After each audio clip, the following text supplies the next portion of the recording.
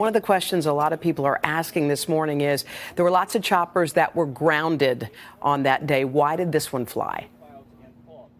I think that's going to be a key question for the NTSB. The LAPD had grounded its chopper fleet yesterday morning because of incredibly dense fog, thick fog, low fog, and low ceilings. And as a result of that, we believe this pilot was flying under what's called special VFR, special visual flight rules. As he was flying, he had to check in with air traffic control, and he was looking at landmarks on the ground, including the highways. But then that fog and the cloud cover got thicker and thicker, and he at some point began to climb into that cloud base, we believe, and then a very sharp turn before slamming into the ground. Now, the question, the question is whether somehow he got spatially disoriented in that cloud cover, in the fog cover, simply lost his orientation.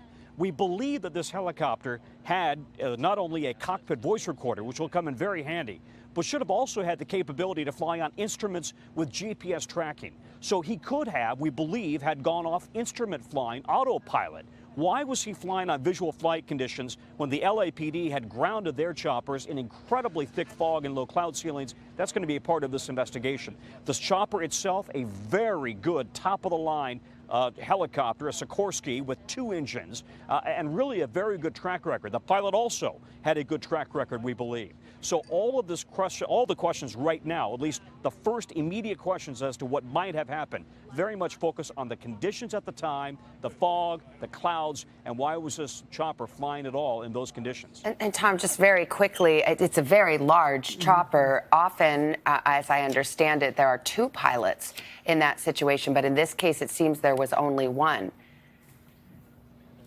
You know, that's going to be part of this investigation as well. The NTSB is going to look also at the pilot's record. They have to do a tox screening, a blood and alcohol, drug screening. That's standard. They've also got to look at the maintenance of the helicopter. So every possible factor will be looked at. But the weather conditions right now really are raising a lot of questions.